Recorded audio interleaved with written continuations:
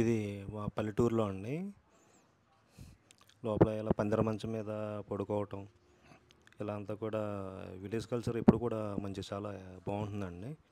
నేచర్గా pollution లేకుండా ఉంటుంది.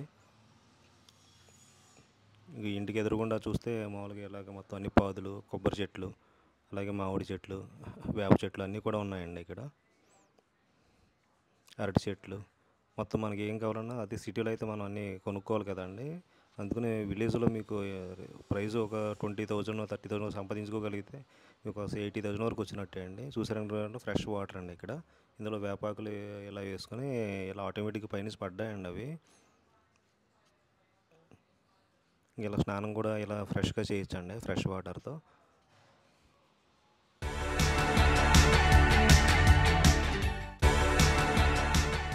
ఇక్కడ చూసారండి, బూడిద గుమ్మడికాయలు అంటారు కదండి, ఆ పాదండి ఇది. ఎన్నికాయలు చాలా కాయలు కాస్తుందండి ఇది. ఇది ఇక్కడ చివరిని చూసారండి, ఇక్కడ నేల మీద ఉంది, మీద ఆనప చెట్టు అండి ఇది. సొరకాయ అంటారండి, ఇది సొరకాయ చెట్లు అంటారు సిటీలో. ఇదంతా అయిన తర్వాత మేము ఇక్కడ షష్ఠికి వెళ్ళామండి. ఇక్కడ తీర్థం కూడా బాగా జరుగుతుందండి. వెంకటేశ్వర స్వామి ఫేమస్ అండి ఇక్కడ.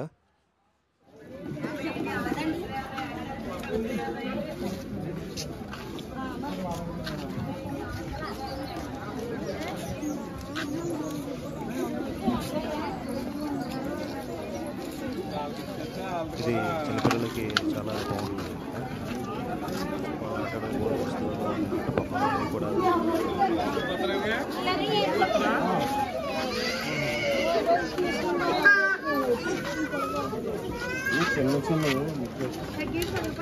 ఈ తీర్థంలో జీళ్ళు అన్నీ కూడా జీడిపాకం ఎలా తీస్తారండి. ఫస్ట్ బెల్లం బాగా వేడి చేసి కరిగించిన తర్వాత మీకు పాకం వస్తుందండి. తర్వాత దానికి ఇలా పిండి కలిపి ఇలాగ సాగదీస్తారు.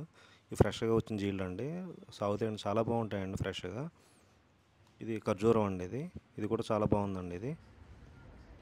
తర్వాత మాకు గోదావరి దగ్గరికి వెళ్ళామండి. ఇక్కడ రైట్ కుడి పక్కనేమో కాలువ, ఎడం పక్కనేమో గోదావరి అండి, ఇది మధ్యలో ఏటుగట్టు అండి ఇది. అసలు సీనరీ చాలా బాగుంటుందండి. మార్నింగ్ వాకింగ్ కూడా ఇక్కడే చేస్తామండి మేము, ఫ్రెష్ ఎయిర్లో.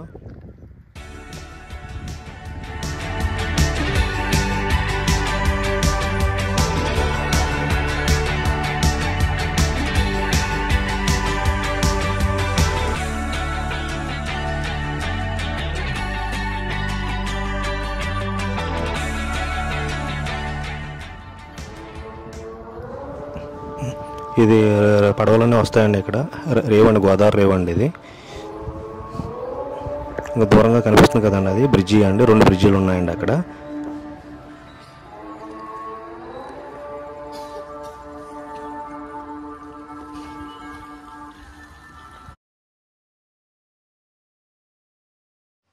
మీకు ఈ వీడియో నచ్చినట్లయితే లైక్ చేయండి, షేర్ చేయండి, సబ్స్క్రైబ్ చేసుకోండి.